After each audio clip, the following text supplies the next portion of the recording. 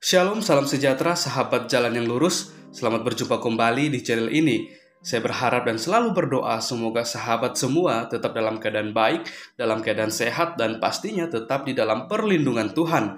Saya juga mengucapkan banyak terima kasih kepada semua sahabat yang selalu setia untuk meluangkan waktu menonton video-video di channel ini, dan juga terus mendukung perkembangan channel ini dengan mengklik tombol subscribe, like, komen, dan juga share kepada teman-teman yang lain, supaya teman-teman yang lain juga boleh mendapatkan informasi seputar iman kekristenan. Kiranya Tuhan Yesus memberkati kita semua.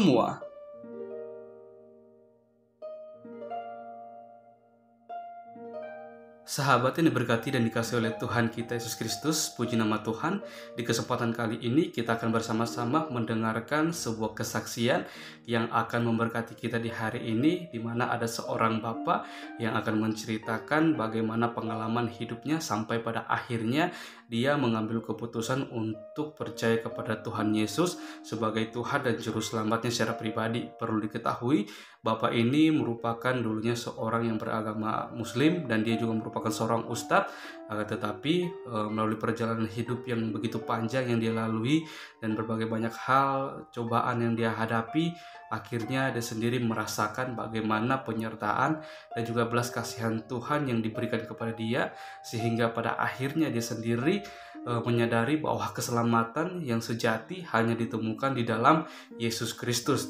Dan kita akan mendengarkan kesaksian dari Bapak tersebut. Ya, saya berharap kita semua bisa mengikutinya dari awal hingga pada akhirnya, supaya kita bersama-sama bisa mengerti, bahkan diberkati satu dengan yang lain melalui kesaksian hidup yang dialami oleh seorang Bapak yang merupakan seorang ustadz, hingga pada akhirnya dia bersama keluarganya dimenangkan percaya kepada Yesus Kristus sebagai satu-satunya Tuhan dan Juru Selamat bagi kehidupan mereka. Selamat menyaksikan. Tuhan Yesus memberkati.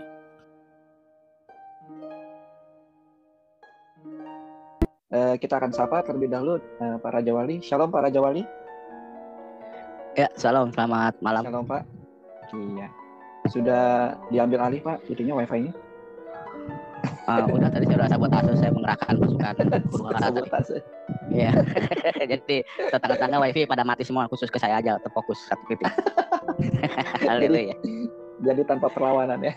Ya, pasukan huru-hara yang turun soalnya. Oh gitu ya. Ya. Baik Pak Raja Wali, saya rasa teman-teman kita di sini sudah tidak tahan mendengar, tidak sabar ya untuk mendengar kesaksian dari luar biasa dari Pak Raja Wali. Waktu dan tempat kami persilakan Pak Raja Wali. Ya, baik, terima kasih host. Salam, selamat malam semuanya sahabat di dalam nama Tuhan Yesus Kristus.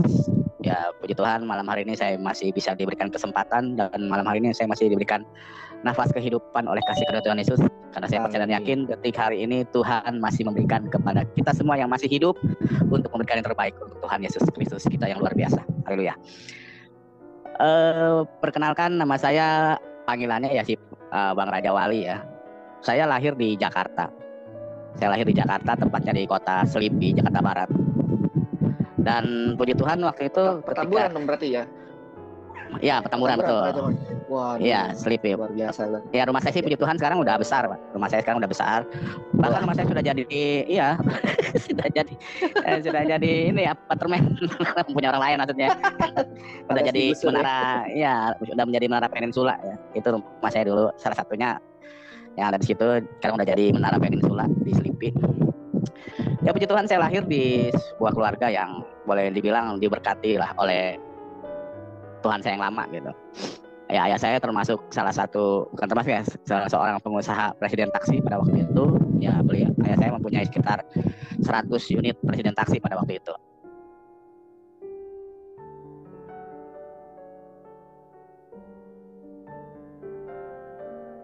Oh, hilang suaranya Pak Raja Wali. Ayah saya kawin lagi, alias poligami gitu, kawin lagi, dan mama saya di situ meminta untuk pisah tapi nggak cerai. Jadi boleh dibilang saya dari kecil itu mengalami keluarga yang broken gitu. Ayah saya seorang keturunan dari Medan Melayu, Pangkalan Berandan. Jadi ayah saya kelahiran Pangkalan Berandan, Medan Melayu. Ibu saya dari Jawa, Kalongan. Dan ketika ayah saya menikah lagi, puji Tuhan, rumah yang kita tempati yang boleh dibilang rumah itu adalah rumah tempat kelahiran saya, tempat di mana keluarga saya mulai dari nol sampai menjadi keluarga rumah yang boleh dibilang mewah pada saat itu tiba-tiba habis. Taksi yang sekitar 100 itu habis dijual oleh ayah saya, dan pada akhirnya kita keluarga sampai nggak punya rumah karena rumah itu juga dijual demi istri muda gitu, istri yang kedua dari ayah saya. Dan pada akhirnya saya diambil oleh nenek saya. Saya dibawa ke daerah Ciamis, Banjar Patroman, karena kakek saya seorang pensiunan AURI. Jadi saya dibawa oleh nenek saya karena nenek saya mendapatkan fasilitas rumah khusus pensiunan AURI di daerah Banjar, dan saya dibawa. Jadi saya dari kecil saya nggak pernah merasakan yang namanya kasih sayang seorang ayah, kasih sayang seorang ibu tuh gimana. Jadi saya tuh betul-betul kecil tuh memang dirawat oleh nenek, dan di situ saya dendam sama ayah saya. Dari kecil saya sudah dendam. Ya puji Tuhan, akhirnya saya dibawa ke ini. Mohon maaf, saya diberikan kesempatan berapa hari ya untuk kesaksian? Seminggu kurang dikit lah Pak. Haleluya. 1 jam Pak, 1 jam saya ya. Iya, kayaknya saya habis kesaksian di sini langsung ICU ini. 1 jam aja Pak, nanti tanya jawab. Saya lanjut lagi. Ya. Ya puji Tuhan, ketika saya melanjutkan sekolah dari SD, selama SD ya saya diberikan suatu kecerdasan ya yang luar biasa.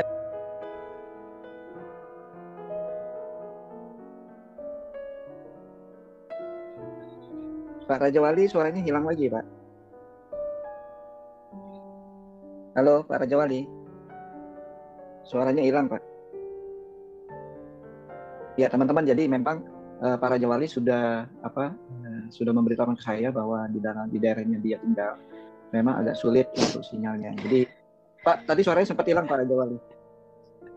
Iya, mohon maaf, ini tadi ada jin mualaf lewat.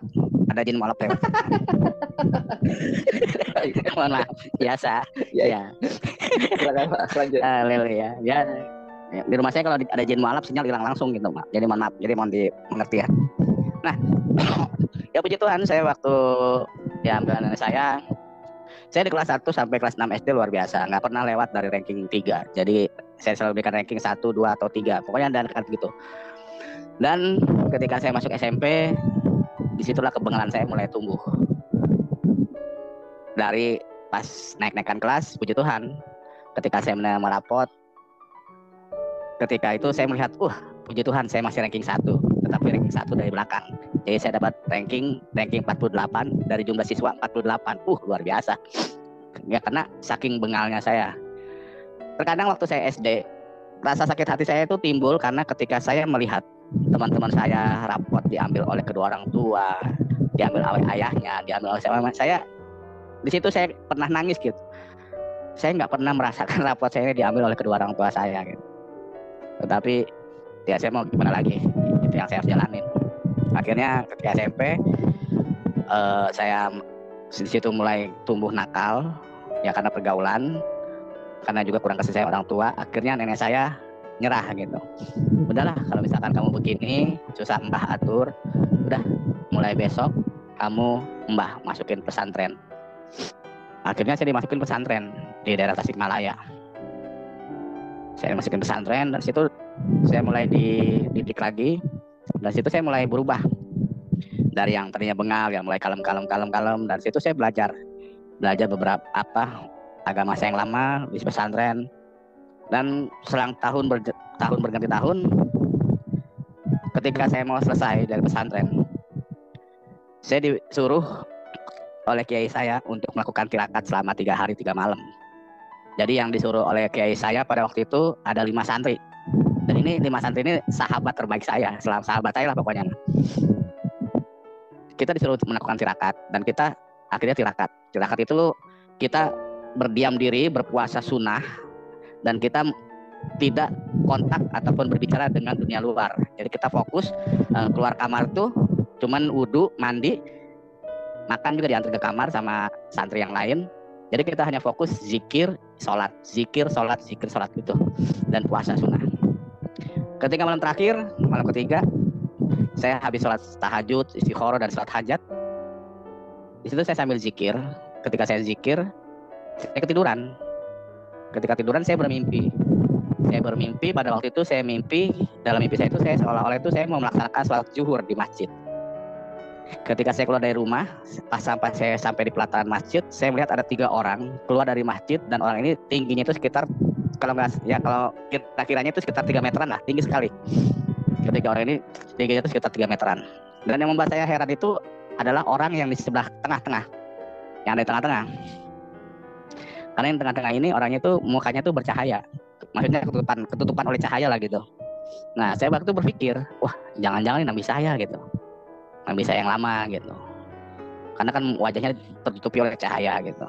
Nah, ketika saya pas-pasan, saya memberikan salam dan saya bertanya kepada orang yang sebelah kanan. Saya tanya, mohon maaf Pak, itu yang di tengah siapa ya? Kok wajahnya bercahaya banget? Saya bilang gitu.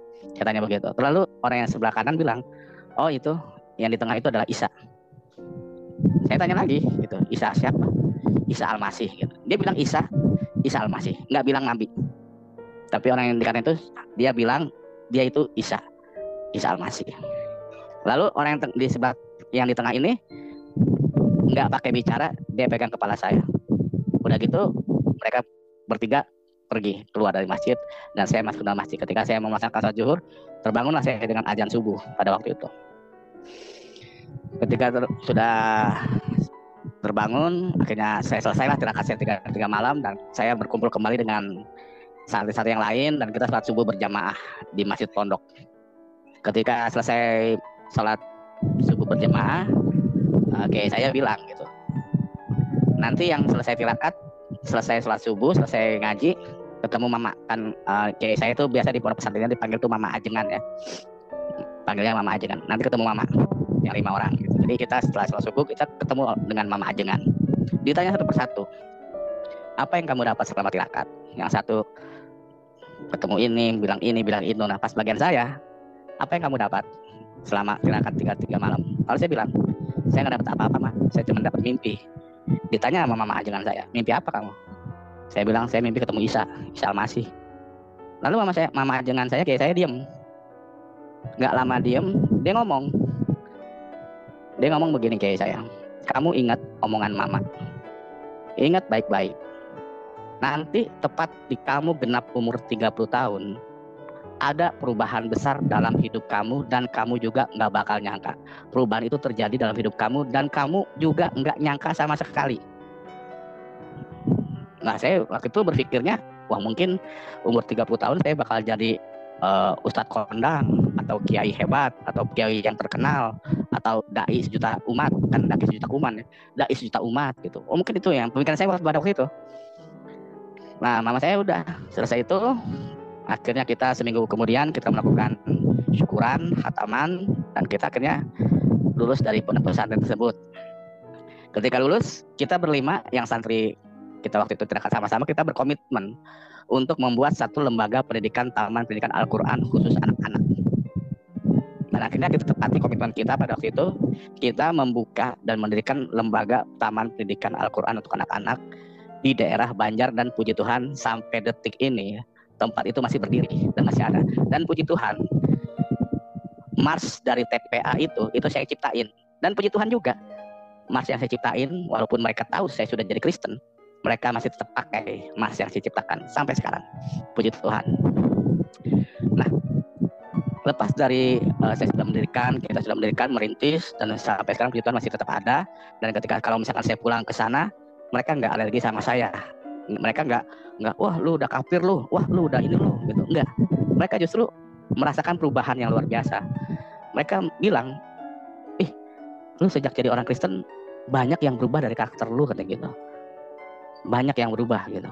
Ya mereka mengakui ada perubahan gitu. Saya sendiri nggak tahu. Cuma mereka melihat dan mereka merasakan saya ada perubahan dalam karakter saya gitu. Dan mereka puji Tuhan sampai detik hari ini nggak alergi sama saya. Nah, selepas itu saya mencari donatur untuk keberlangsungan tempat yang kita dirikan ini, karena taman pendidikan Al-Quran ini kita dirikan itu secara cuma-cuma. Jadi santri yang di situ mengaji, yang belajar agama Islam itu nggak dipungut biaya sedikit pun. Jadi saya waktu itu mencari donatur ke Jakarta, dan sampai di Jakarta saya mencari donatur. Tiba-tiba nggak tahu kenapa hati saya kok pengen banget pergi ke Surabaya pada waktu itu. Pokoknya nih hati saya ini pengen banget pergi ke Surabaya. Padahal saya tahu Surabaya ini saya nggak punya siapa-siapa gitu. kenalan nggak punya, saudara nggak punya, keluarga nggak punya. Saya tahu Surabaya tuh saya tuh nggak punya siapa-siapa, tapi nggak tahu kok kenapa hati saya, niat saya tuh gatel banget pengen ke Surabaya gitu. Akhirnya udah saya coba kumpulin duit untuk saya beli tiket kereta. Dan puji Tuhan saya waktu itu bisa membeli tiket kereta gaya baru Malam Selatan ke Surabaya pada waktu itu. Akhirnya saya nekat dengan niat saya pergi ke Surabaya juga tujuannya untuk mencari donatur juga.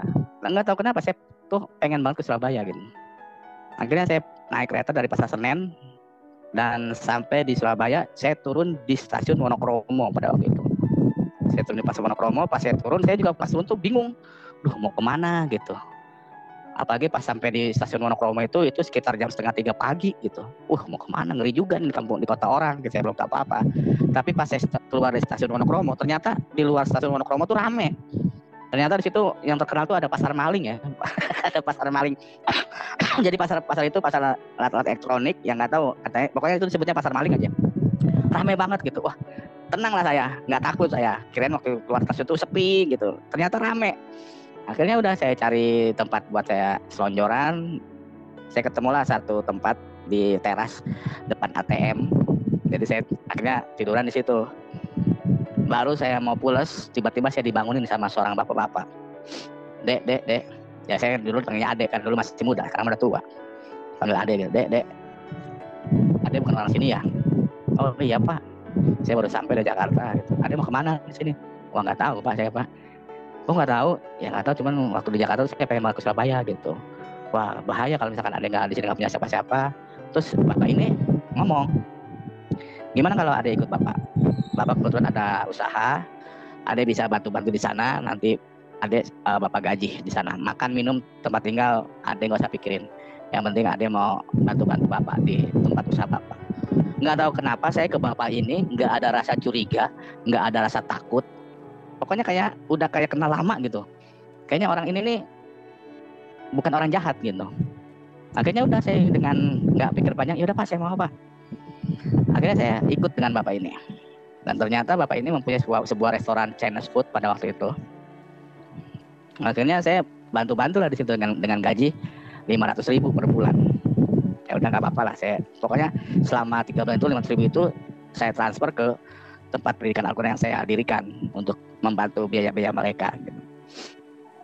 Nah ketika saya sudah bantu 3 bulan, si Bapak ini bilang gitu, Dek masakin saya nasi goreng dong. Nah saya mana tahu gitu.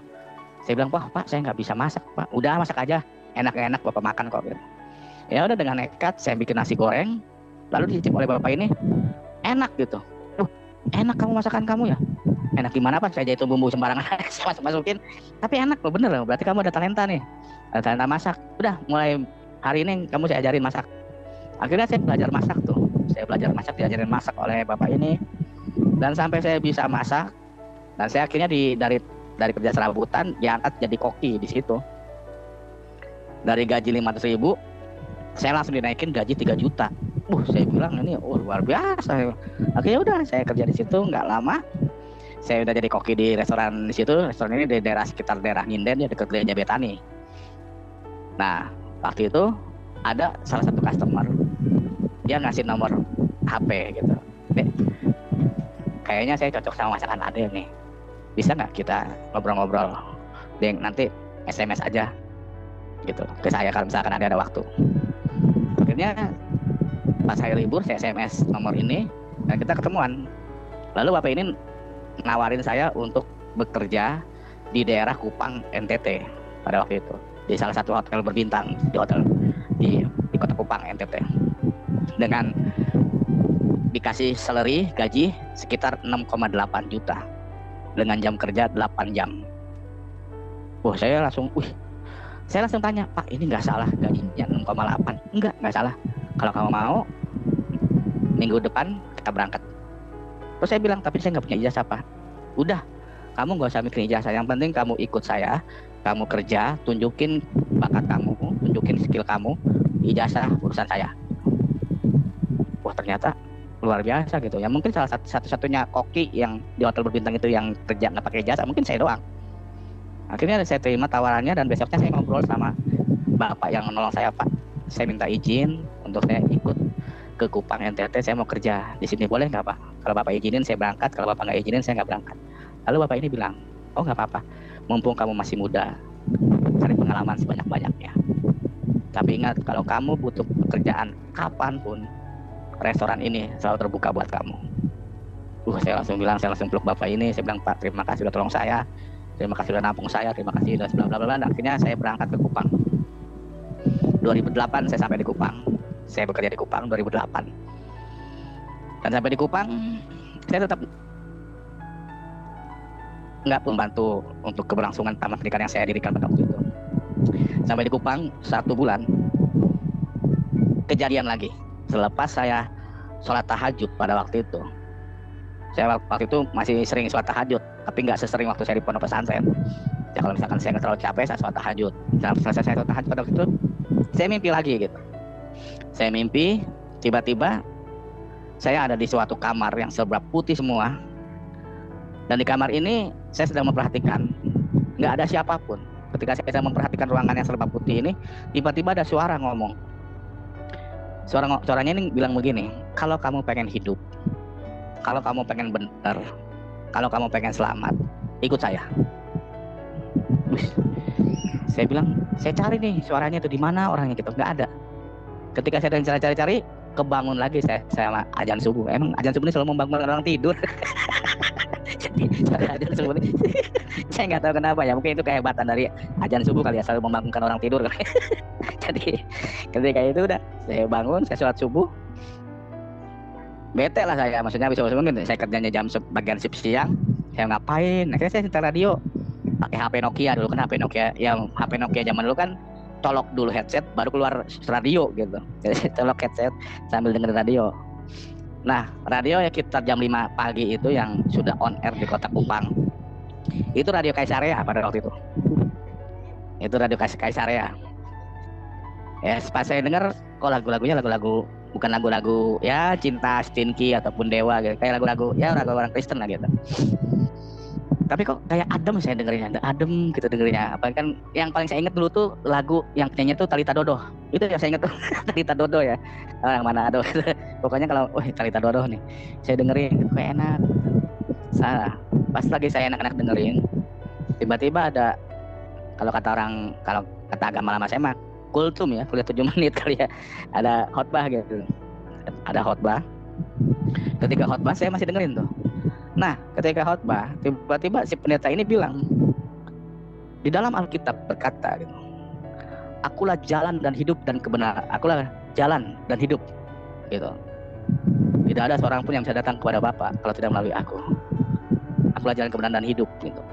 Saya bilang, kok tatar, ini kok sama apa yang tadi saya mimpi gitu. Kalau kamu pengen hidup, kalau kamu pengen benar, kamu pengen selamat, ikut aku.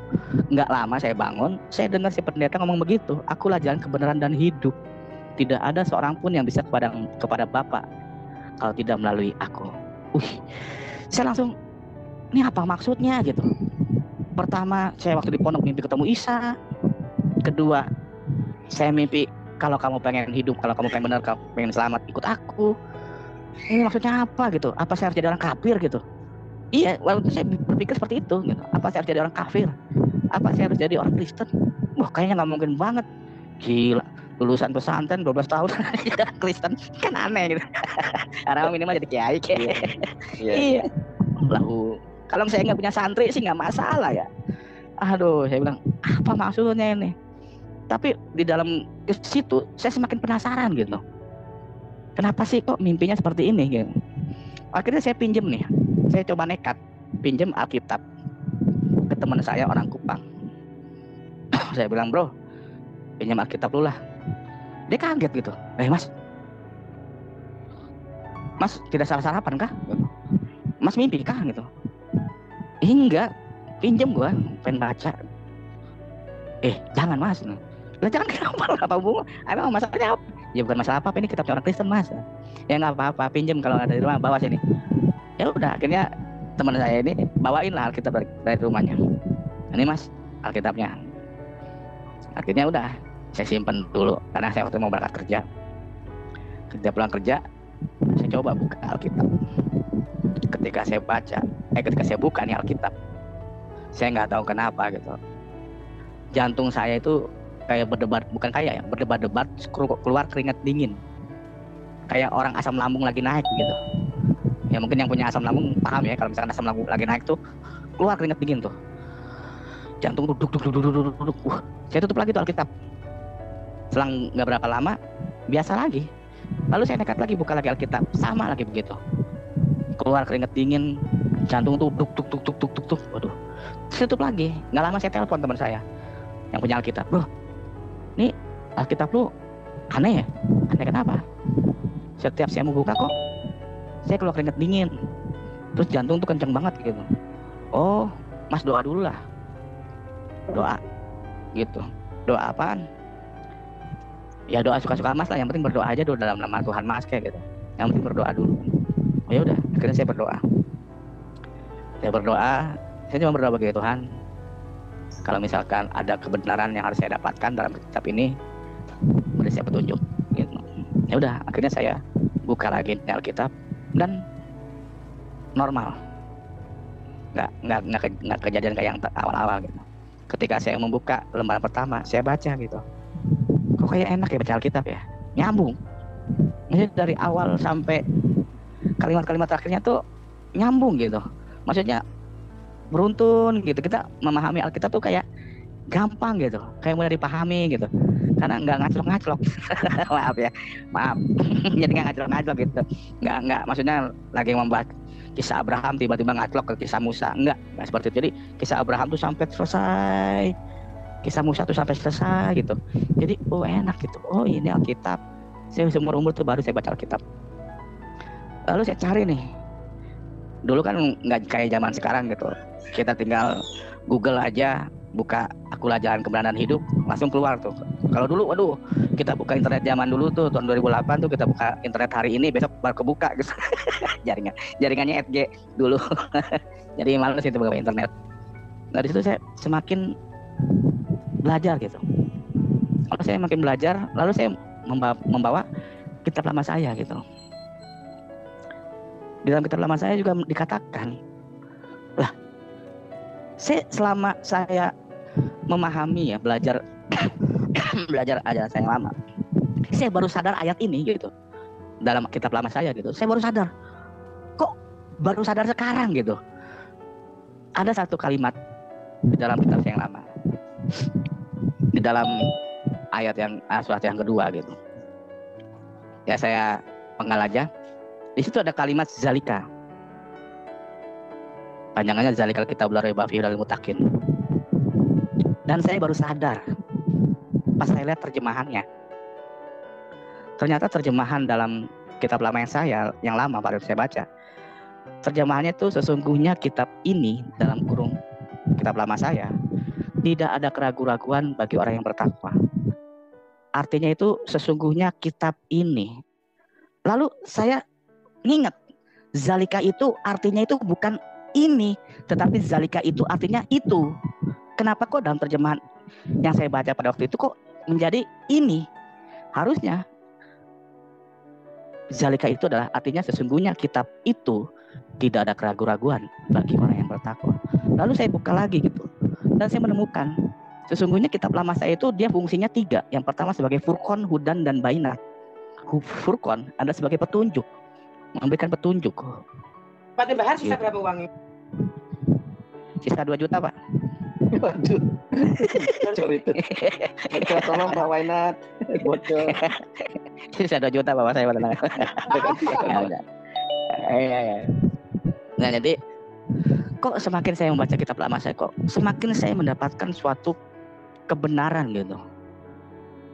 Lalu yang saya membuat takjub ketika saya membaca salah satu ayat yang dikatakan sesungguhnya Isa diciptakan dari kalimat Tuhu, dari firman, dari suara ucapan. Jadi Isa itu dari suaranya Allah. Lalu saya berpikir, Tuhan memberikan waktu itu saya pencerahan begini. Saya dengan suara saya itu satu. Istri saya bisa mengenal saya kalau telepon karena dia tahu itu suara saya. saya ketuk pintu ke rumah saya, dibukakan istri saya. Dia tahu karena itu suara saya.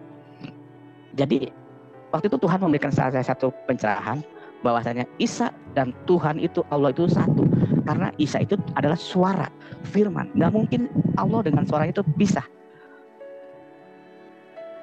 Makanya di situ Tuhan, apalagi ditambah lagi Isa itu adalah seorang terkemuka di dunia dan akhirat. Wah, pokoknya di situ saya mulai bingung gitu. Batin saya itu kayak perang dunia ke-7 gitu. Maksudnya apa kok Tuhan, kok semakin membukakan saya, kok pengen jadi orang kafir gitu. Coba jadi orang kafir, bayangin aja gitu. Terus jadi orang kafir, bayangin. Aduh, di situ saya mulai pertempuran gitu, Tuhan harus bagaimanakah saya? Semakin saya ingin menghindari, semakin Tuhan tuh seperti, ayo buka lagi apa yang pernah kamu dapat, buka lagi apa yang pernah kamu pelajarin. Saya jujur aja, saya mengenal Yesus itu adalah Tuhan, saya mempelajarinya itu hampir 2 tahun. Jadi nggak langsung ujuk-ujuk baptis, enggak. 2 tahun saya belajar tentang siapa sih Yesus itu. Benar nggak sih orang Kristen itu Tuhannya 3? Dan saya mendapatkan pengajaran tentang Tritunggal itu bukan dari Alkitab, tapi dari kitab lama saya. Ternyata waktu itu Tuhan memberikan konsep dari orang Kristen bilang Tritunggal. Ternyata Tritunggal itu berbicara bukan oknum, tetapi kepribadian, kemahakuasaan Allah itu sendiri. Waktu itu Tuhan memberikan pengajaran kepada saya begini, tentang waktu itu saya, pertentangan yang saya paling tentang pada waktu itu, karena kan saya berprinsip pada waktu itu adalah prinsipnya adalah tauhid, ya kan? Dulu prinsip saya adalah tauhid. Masa kok Tuhan kok 3? Dulu Tuhan memberikan pengajaran kepada saya begini, jadi konsep ekonomis dari Tritunggal ini kayak begini nih. Tuhan itu ngajarin seperti saya kayak gitu.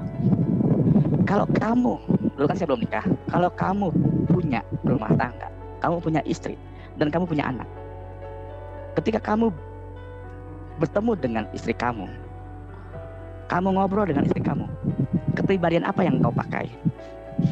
Lalu saya bilang, ya kepribadian saya sebagai seorang suami dong. Ya, kalau kamu bertemu dengan istri, bicara dengan istri, maka pribadi kamu adalah pribadi seorang suami. Lalu kalau kamu ketemu dengan anak kamu menasihati kamu, kepribadian apa yang kamu gunakan?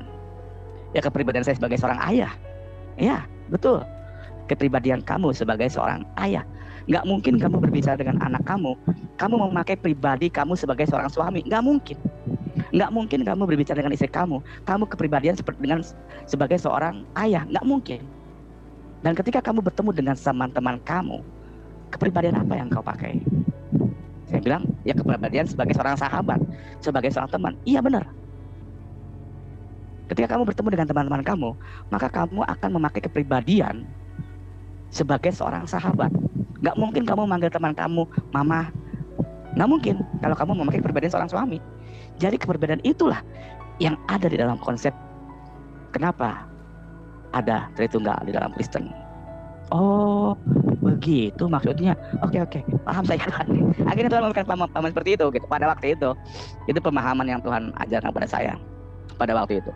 Ternyata ketika Tuhan ini, ternyata Tritunggal itu berbicara tentang kepribadian, kemahakuasaan, bukan berbicara tentang oknum. Nah, sambil belajar dan terus belajar, akhirnya saya memutuskan, udahlah kafir lah saya. Saya memutuskan untuk dibaptis. Ketika di Kupang, saya mengajukan untuk dibaptis di salah satu gereja di Kupang. Saya waktu itu ke gereja kemanapun saya masukin. Ke gereja Gemit saya masukin, Katolik saya masukin, Advent saya masukin, walaupun saya kelaparan di gereja Advent. Maaf ya, mereka ini belum tahu. Waktu saya masuk ke gereja Advent itu masuk pagi, keluar sore. Aduh lapar saya. Ya maaf, ini saya kan belum paham ya, karena Tuhan juga alhamdulillah karena saya belum paham pada waktu itu. Semua gereja saya masukin, kecuali seksi Yehova. Dulu nggak ada di Kupang, belum ada gereja seksi Yehova. Semua gereja masukin. Nah, pas saya masuk ke gereja karismatik, di situ Tuhan tuh kayak apa ya? Kayak menjamah saya gitu. Di situ saya nggak bisa menahan air mata saya sedikit pun. Di situ saya merasakan, Tuhan tuh benar-benar kayak meluk saya gitu.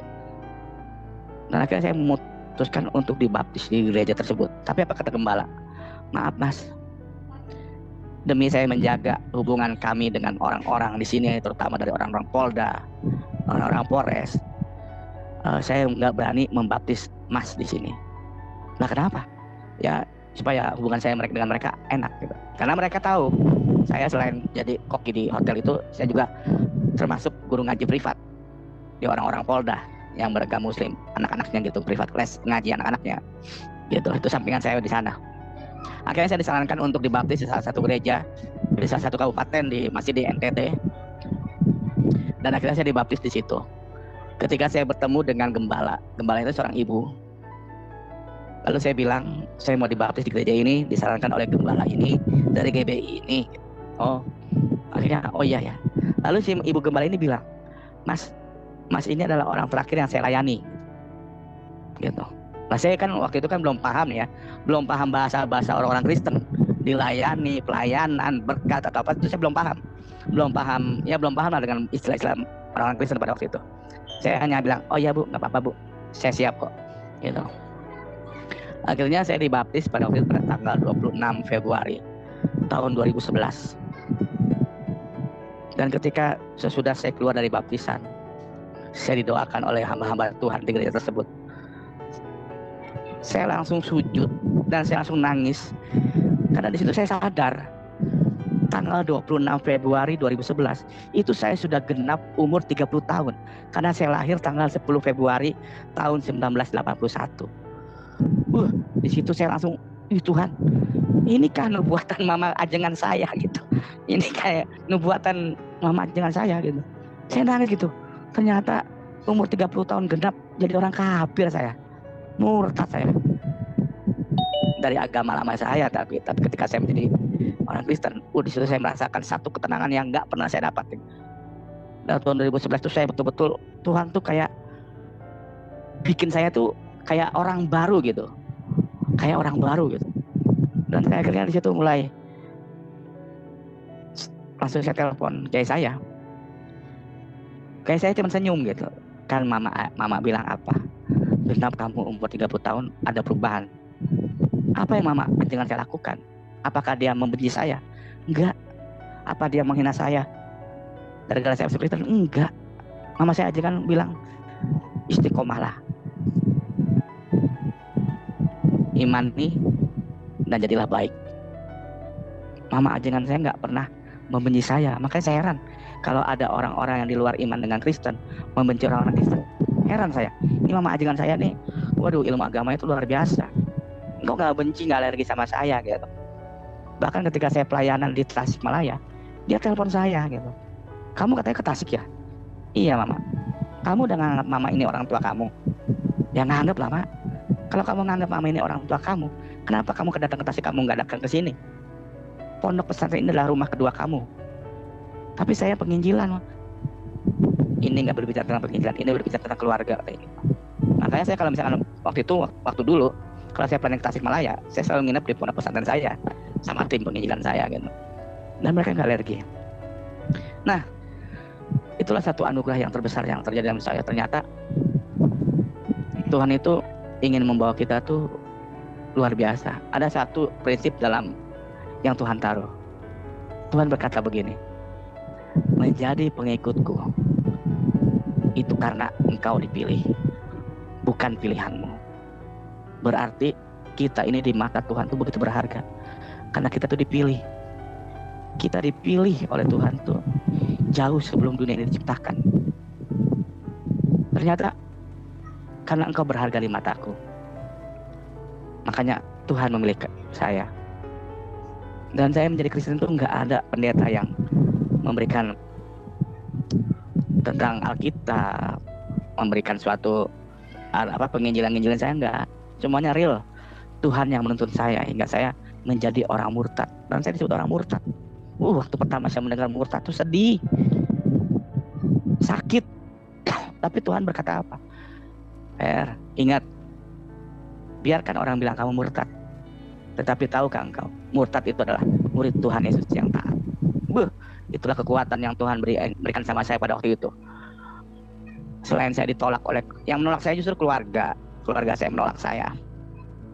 Yang saya heran tuh orang yang berilmu ya, terima majangan saya itu nggak nolak saya. Dan itu akhirnya membuat saya itu terus hidup dalam iman kepada Tuhan Yesus. Dan sampai detik ini puji Tuhan, walaupun Tuhan tuh memberikan saya itu suatu kehidupan yang ya secara duniawi ini ya saya aja masih ngontrak kok, masih ngontrak bulanan.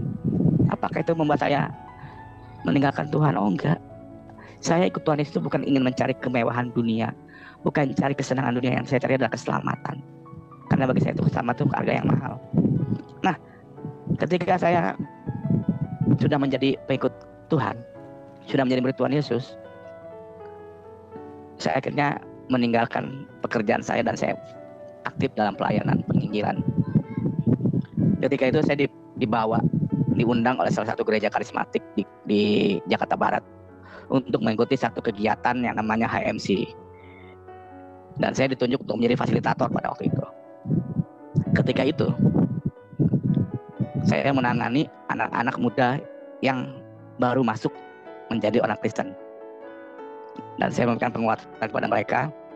Ingat, menjadi orang Kristen itu enggak segampang apa yang kamu bayangkan. Karena menjadi orang Kristen itu adalah orang-orang yang terpilih. Orang-orang yang dipilih Tuhan.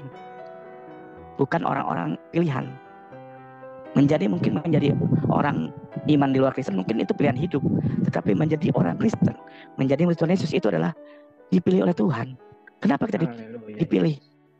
Kenapa kita dipilih? Karena kita begitu berharga di mata Tuhan. Apapun, sekelam apapun masa lalu kamu, saya bilang begitu karena waktu itu ada sekitar 10 orang yang ex-pecandu narkoba. Apapun masa lalu kamu, seberat apapun masa lalu kamu, Tuhan gak pandang itu. Intinya kalau kamu masih diberikan nafas kehidupan oleh Tuhan Yesus sampai detik ini, itu tandanya Tuhan Yesus masih memberikan kesempatan buat kamu untuk memberikan yang terbaik untuk Tuhan Yesus. Karena kemurahan Tuhan Yesus lah, maka saudara kita Pak Raja Wali yang memiliki proses yang begitu indah. Ya, meskipun terseok-seok ya, tapi pada akhirnya beliau terpilih ya. Baik teman-teman, saya mengulangi, jika ingin berbagi, kita berbagi berkat untuk Bapak Raja Wali, dapat mengirimkan atau transfer ke rekening BCA di 5940676659 atas nama Ibu Setiawati, atau di rekening BRI di 043701038871 atas nama Ibu Setiawati ya. Kita akan bantu, kita akan dukung pelayanan Pak Raja Wali untuk memperluas kerajaan Yesus. Baik, Pak Raja Wali, tadi sudah berakhir memang kesaksiannya, belum kan? Belum sih, masih 5 jam lagi sih. Oh, 5 jam lagi ya, iya. Padahal saya berharap ya 4 hari lagi lah. Silakan sedikit dilanjut, Pak Raja Wali. Ya, tadi baru sampai kegiatan HMC ya. Iya. Dan waktu itu selesai sudah acara kegiatan HMC ini, dan kita semua peserta dan fasilitator kumpul di satu aula, dan ketua panitia doa berkat pada waktu itu. Ketika selesai doa berkat, tiba-tiba ketua panitia bilang begini, saya mendengar dari suara Tuhan ada satu orang yang sampai detik ini menyimpan duri. Di dalam nama Tuhan Yesus saya berdoa, orang tersebut tidak bisa bergerak. Dan puji Tuhan, cuman saya doang yang nggak bisa bergerak pada waktu itu.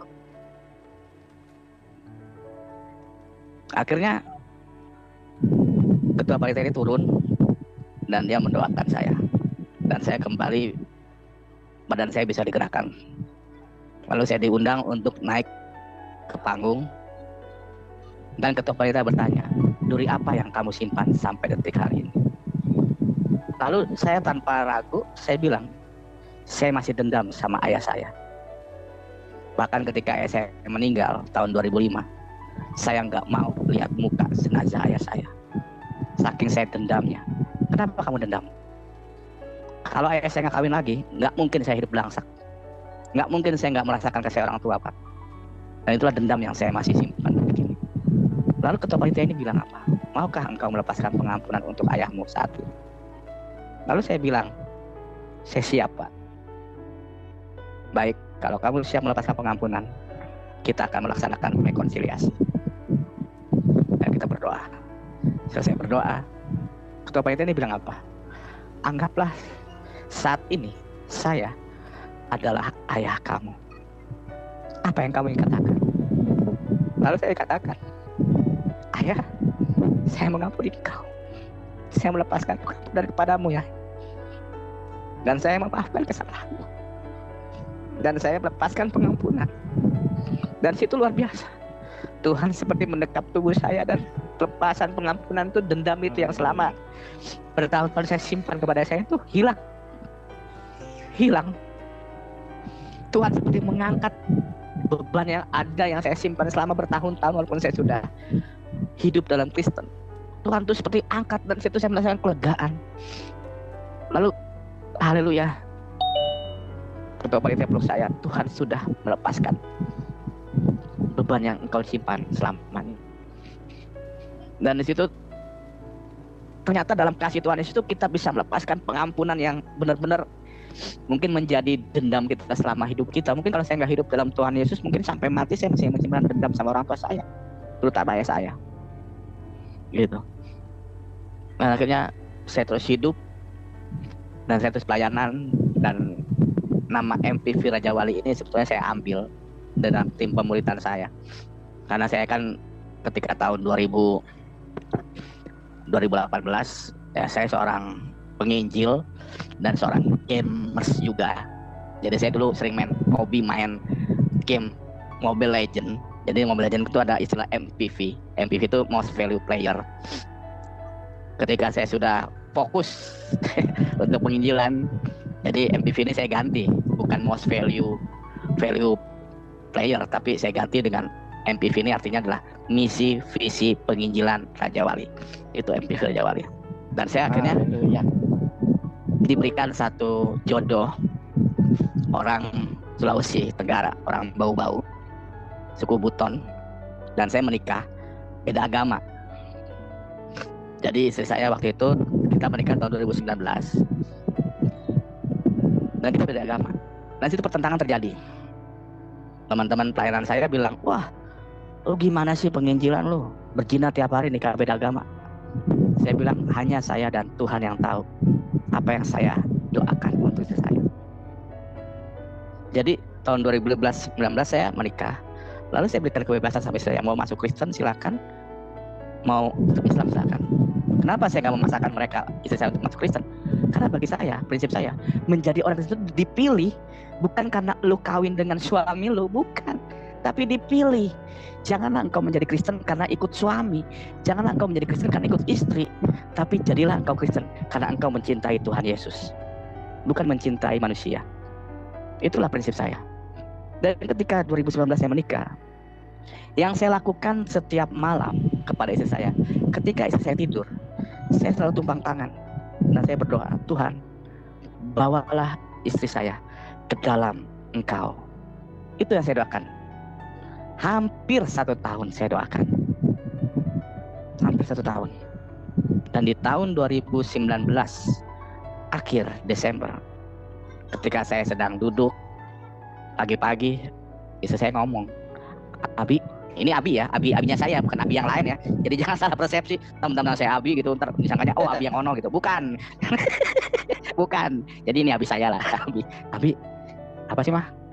Mama mau tahu dong, gimana sih kalau ibadah orang Kristen? Saya langsung bengong gitu.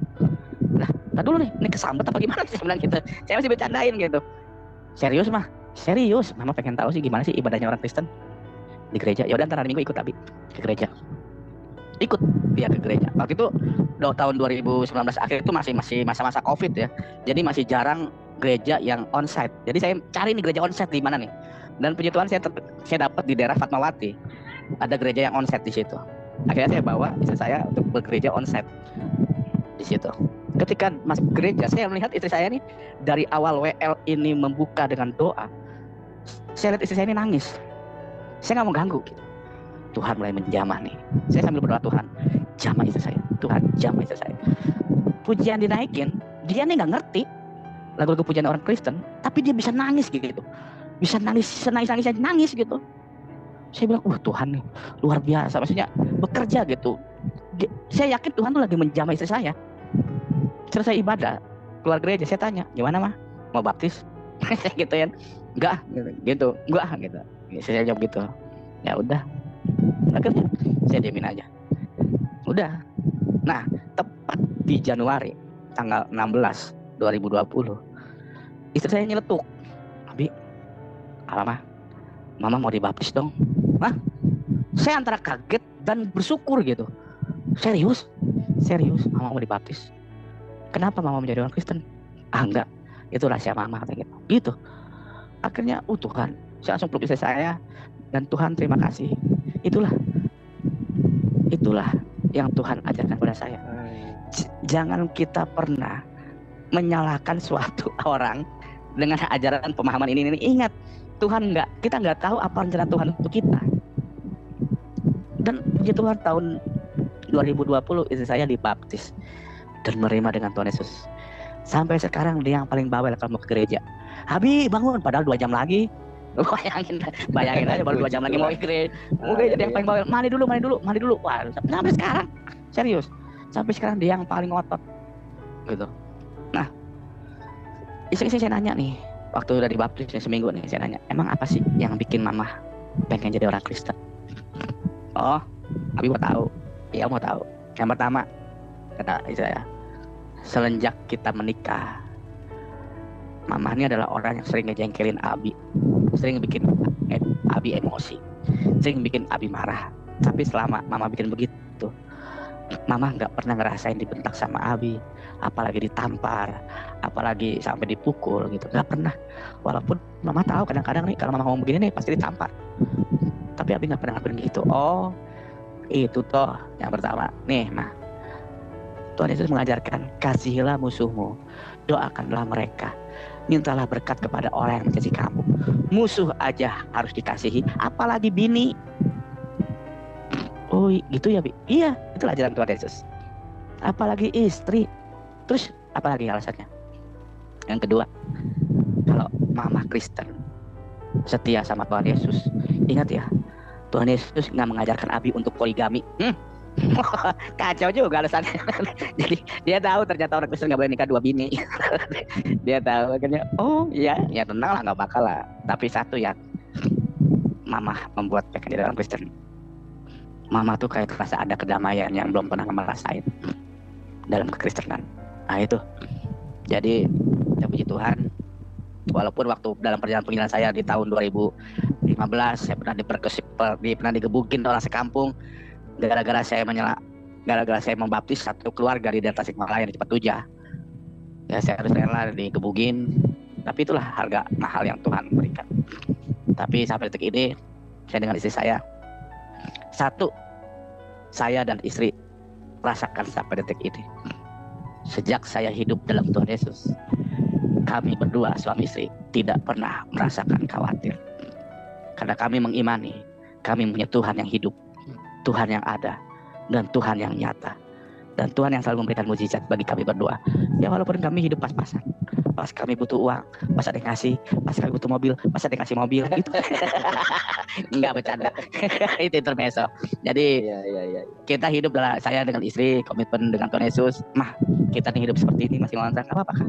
Enggak apa-apa, Bi. Yang penting mama enggak bakal ninggalin Tuhan Yesus. Walaupun nanti Abi mati duluan. Ini doa apa gimana nih? Gitu.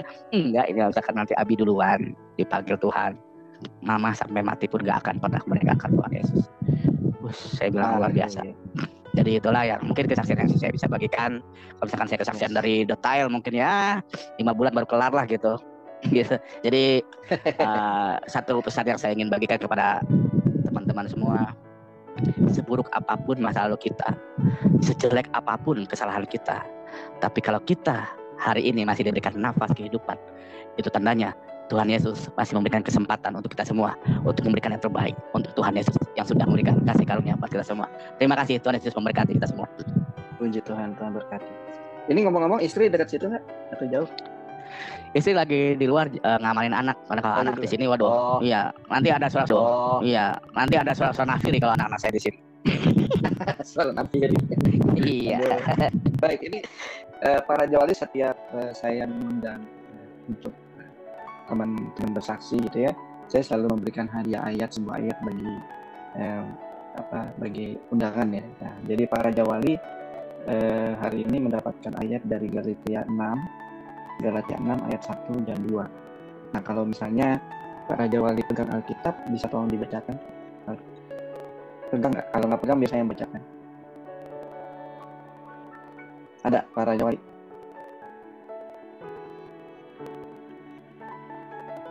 Biar saya yang bacakan, biar afdol gitu lah. Ya. Galatia 6 ayat 1 dan 2. Sabar ya. Haleluya. Galatia itu dekat Al-Baqarah ya? Deket anak-anak nggak boleh. Jangan kepanjang ya. Galatia 5, Galatia 6. Galatia 6 ayat 1 dan 2. Sabar. Ini sini agak sedikit lampunya sih gelap. Ya. Sabar ya. Galatia 6. Galatia itu dekat tetangganya Efesus ya. Iya, Galatia 6 ayat ke 1 dan 2. 1 dan 2. Sabar. Dan mau ya. Ya, Galatia pasal ke-6 ayat 1 dan 2. Dengan perikop saling membantulah kamu. Saudara-saudara, kalaupun seorang kedapatan melakukan suatu pelanggaran, maka kamu yang rohani harus memimpin orang itu ke jalan yang benar dalam roh lemah lembut, sambil menjaga dirimu sendiri supaya kamu juga jangan kena pencobaan. Bertolong-tolonganlah menanggung bebanmu, demikianlah kamu memenuhi hukum Kristus. Haleluya. Haleluya. Ya, biarlah ayat ini menjadi ayat yang menguatkan Pak Raja Wali ya di dalam Amin. menjalani hidup saat ini dengan istri Sorry, tersebut. para Jawali itu kipas Ngomong-ngomong. anginnya bersih banget ya, Pak. Iya, ini 5 PK soalnya gitu. Iya, 5 PK. Gitu. Oh, itu kipas Iya. angin dikirain napas. Ya, Oh, ini emang Pak saya, diturunin di posisinya jadi nggak kena mic. ini saya turunin setengah PK dulu deh. Ya, udah turun setengah PK. Ngomong-ngomong, anak udah berapa Pak Raja Wali? Puji Tuhan baru 1. Oh, 1 ya. Oh. Iya. Perempuan laki Pak? Laki, dan puji Tuhan Laki. itu anugerah Oh, bagus. karena lahir di pas hari Valentine. Wow, 14 Februari. Kira yang Iya, 14 Februari. Iya. Baik, ada teman kita Pak Raja Wali yang sudah angkat tangan, Anda sepertinya. Namanya Pak Seraf. Silakan Pak Seraf, ini murtadin juga nih. Bukan bro, istriku yang murtadin. Ya, di cerita Pak Raja Wali ini luar biasa. Saya salut, dan memang bukan kamu yang memilih, aku yang memilih kamu. Amin. Ini boleh nggak Pak? Saya mau melantunkan pujian sebagai ucapan bahagia saya terhadap Tuhan. Silakan Pak. Amin. Ini buat semua, bukan buat para Jawali aja. Ini kita mau puji Tuhan buat Tuhan ya. Nanti saya dimarahi sama Tuhan kalau buat para Jawali. Haleluya.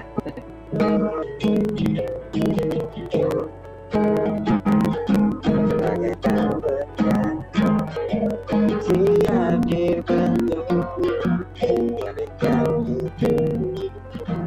di tanganmu dengan urapan kuasa rohmu di baru selalu jadikanku Allah dalam rumahmu, berikan hidupku di tanganmu, dan lepas dulu kehendakmu, pakailah sesuai rencanamu. Mau sepertimu Yesus,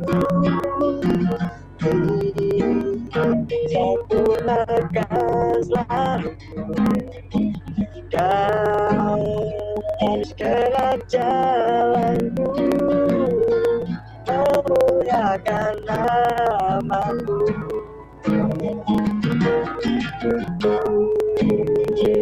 Sepertimu Yesus, sempurnakan selalu dalam segenap jalanku, memuliakan memuliakan namamu, memuliakan namamu. Haleluya. Haleluya. Haleluya. Haleluya. Saya luar biasa. Sempurna seperti Yesus. Ya, Amin, amin. Ya, semua dibentuk oleh Tuhan sendiri. Jangan kita membentuk diri kita. Biar Tuhan yang membentuk kita. Haleluya. Amin. Amin. Amin. Amin. Pak Serap nggak ada pertanyaan, hanya memberikan. Bukan pertanyaan, ya statement aja ya. Statement aja. Oke. Ini Pak Raja Wali juga. Saya pernah di daerah Pak Raja Wali dari Jakarta ke Pasar Maling itu luar biasa, Pak. Itu Pak Raja Wali selamat di situ bukan karena kuasa Pak Raja Wali, karena mohon maaf itu memang malingnya di situ, Pak. Bapak bisa tidur itu untung aja barangnya nggak hilang. Amin, amin, amin. Iya, itu Oke. Baik. Amin. Terima kasih. Terima kasih Pak Serap, Tuhan berkati. Ada lagi teman-teman yang sekiranya mau bertanya Nanya atau dong. menambahkan, silakan Bu Debe.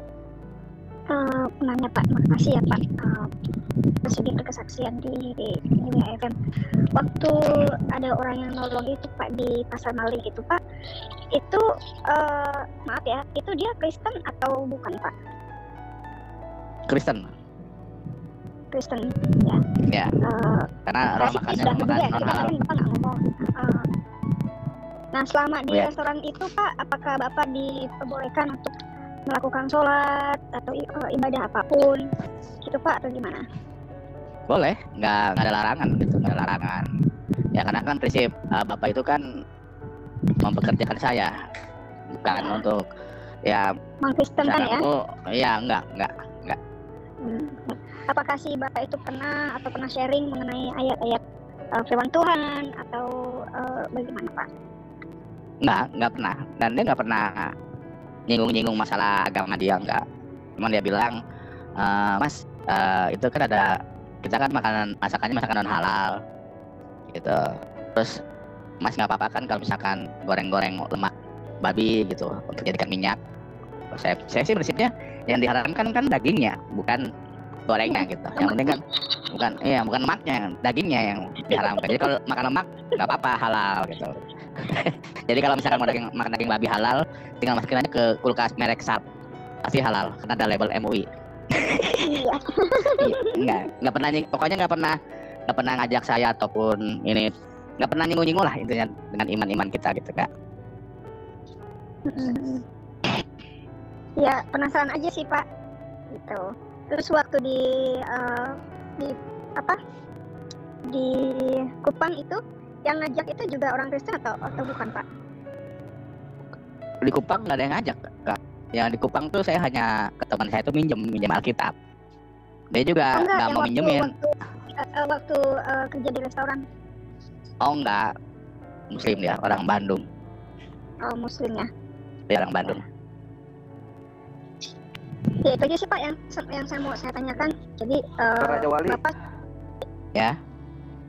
jadi ini Bu apa Debe ya? ini orang luar biasa juga. Murtadi juga ya. Yang luar biasa sama Tuhan Yesus. Ntar dulu gue nanya belum selesai lu udah potong aja. Nah, ini kan bukan hari raya kurban, Pertama, main potong-potongannya. iya. Ntar dulu nanya kelarin dulu. Jadi Iya, Bapak pertama kali berinteraksi dengan yang non Islam, bekerja sama dengan non Islam itu dengan Bapak ini ya Pak ya? Dengan Bapak, iya. Enggak, dulu waktu di kampung saya tuh kan kita kan perumahan Auri ya kan. Nah di depan komplek kita tuh ada gereja GPDI. Dulu tuh saya pikir itu GPDI itu singkatan Gereja Partai Demokrasi Indonesia. Makanya saya Golkar gimana gitu, GP3 gimana gitu. Dan saya punya sahabat orang GPDI, orang Ambon. Gitu. Jadi waktu saya pikir kita juga dulu kayak gitu Pak. apa ya Gereja Partai Demokrasi Indonesia. Enggak, ini serius ya, maksudnya itu pemikiran saya dulu. Enggak, saya juga serius Pak, saya pikir juga begitu. Kayaknya saya cari ke Golkar, GP3 dulu kan cuma 3 partai doang dulu. Nah, Haleluya. terus ada lagi Pak, ini terakhir deh ya. Jadi menurut Bapak ya, dalam pemikiran Bapak, karena saat itu kan masih Islam, keluar dari pesantren, ditolong oleh seseorang yang Kristen, bergaul juga dengan orang Kristen. Menurut Bapak sendiri saat itu, orang Kristen itu membenci Islam nggak sih? Kalau yang saya alamin sih ya, itu nggak ada sih. Bahkan waktu di Kupang itu mayoritas teman saya itu Kristen semua gitu, dan mereka sangat menghormati saya, dan mereka tahu saya Muslim, dan mereka menghormati saya. Dan maaf ketika ini saya lupa, ketika saya baru 8 bulan saya menjadi Kristen, itu saya pernah diculik oleh salah satu ormas, diculik, dan saya dipersekusi di situ sampai diludahi muka saya, diteriak-teriak, orang ini halal nih darahnya untuk kita minum nih, diculik saya. Tiba-tiba saya habis beli baju nih di salah satu department store di Kupang, tiba-tiba ada mobil Avanza, terus orang langsung menarik, masukin saya ke dalam mobil dipaksa, terus tiba-tiba saya dibawa ke satu rumah gitu, sampai ditabokin, sampai diludahin, oh ini halal nih darahnya untuk kita minum nih, bantai aja pak gitu. Pokoknya itu ormas lah yang sekarang udah bubar sih. Gitu, pernah itu di Kupang sendiri. Bubar apa? Ormasnya boleh bubar pak. Ya, tapi bajunya ganti. Yang begitu itu mah nggak pernah bubar. Itu sudah menjadi apa ya? Mendarah daging ya. Itu aja tadi kan saya janji pertanyaan terakhir ya. Udah itu terakhir. Kasih kesempatan yang lain. Makasih kalau ada yang pertanyaan lain tetap japri aja. Oke, ya, siap. Baik teman-teman, karena nanti jam 9 ini kita masih ada acara, jadi waktu kita disediakan tinggal 4 menit lagi ya. Saya kasih satu kesempatan deh untuk bertanya. Apa Bre? Kan yang berikutnya kan eksposisi ya. Eksposisi kan nggak lama. Saya kan selalu cepat. Oh gitu. Eksposisi. Oh oke. Baik, terima kasih. Makan aja. Baik, siapa berikutnya yang mau bertanya kepada Pak Raja Wali? Atau menambahkan atau apa? Dipersilakan. Siapa? Silakan. Di sini ada anak Ram, Pak Pion, Ibu atau Bapak nih, Kitty ya pusing. Kitty ya pusing. Bro Ade diam aja nih dari tadi nih Bro Ade. Pak Aras Cadar Lebanon. Ya coba di Sahabat yang diberkati dan dikasihi oleh Tuhan kita Yesus Kristus, kita bersama-sama telah menyaksikan serta mendengarkan kesaksian dari seorang bapak yang dimana dulunya dia merupakan seorang yang beragama Muslim dan dia juga merupakan seorang ustadz. Pada akhirnya puji nama Tuhan, dia mengambil keputusan untuk sungguh-sungguh beriman dan percaya kepada Tuhan Yesus sebagai Tuhan dan Juru Selamatnya secara pribadi. Dan kita bisa melihat bagaimana melalui kehidupannya keluarganya boleh dimenangkan sehingga mereka boleh menjadi seorang yang percaya dan beriman kepada Yesus Kristus. Puji nama Tuhan. Ini merupakan suatu kesaksian yang sangat luar biasa dan pastinya memberkati kita semua dan bahkan menguatkan iman kita kepada Tuhan Yesus.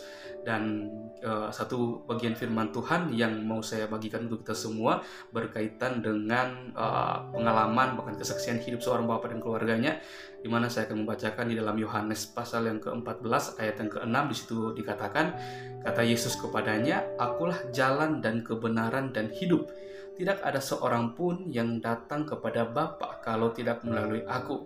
Ini merupakan perkataan dari Yesus sendiri yang mengklaim bahwa dia merupakan jalan yang benar dan juga jalan yang membawa kepada kehidupan yang kekal, di mana ketika kita percaya kepada Yesus Kristus, kita akan memiliki keselamatan.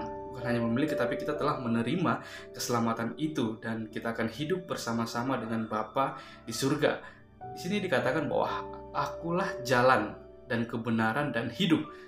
Hal ini berarti bahwa hanya Yesuslah jalan yang dimana dia yang dari surga telah turun ke dunia dan telah naik lagi ke surga, pastinya yang mengerti dan memahami dan tahu bagaimana cara untuk kita bisa bertemu bersama dengan Bapa di surga seperti itu.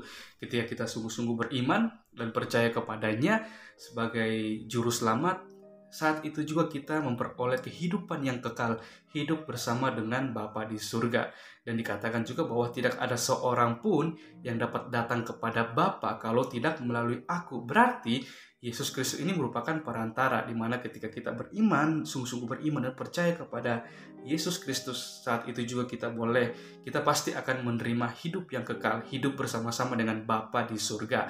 Dan hal ini yang juga dialami oleh seorang bapak atau seorang ustadz, dia bersama keluarganya ketika dia mengambil keputusan untuk percaya kepada Yesus Kristus, pastinya semuanya itu karena pekerjaan Roh Kudus yang bekerja dalam kehidupan mereka, dan Allah sendiri yang menarik mereka untuk datang kepada Yesus, sehingga mereka boleh melihat kemuliaan dan keselamatan yang telah disediakan oleh Allah melalui Yesus Kristus, melalui kematiannya di kayu salib.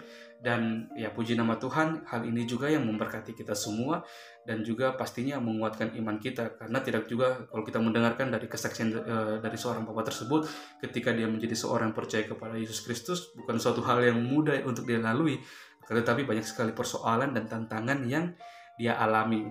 Hal ini berarti bahwa ketika kita menjadi seorang percaya, bukan berarti kita akan lepas dari masalah dan tantangan, akan tetapi masalah dan tantangan itu pasti akan selalu ada, akan tetapi itu menjadi ujian kita bagaimana kita harus terus sungguh-sungguh berharap, berseru, taat kepadanya, seperti itu.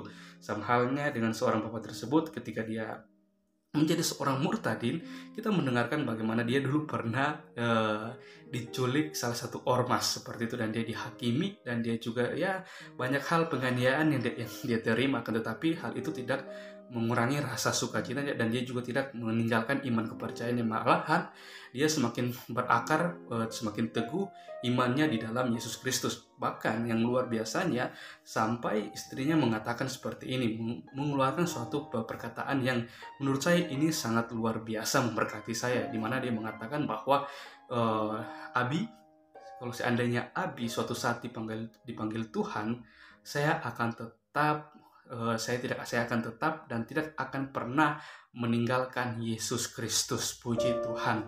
Sahabat yang diberkati oleh Tuhan, ini merupakan suatu pernyataan iman yang dimana ketika seorang hidup dan berakar, bertumbuh di dalam Yesus Kristus, dia akan merasakan dampak yang luar biasa dalam kehidupannya.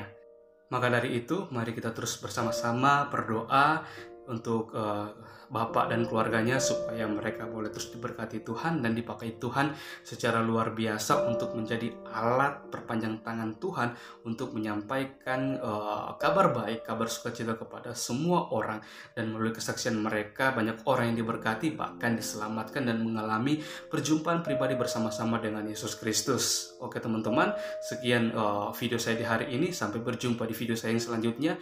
Tuhan Yesus memberkati kita semua.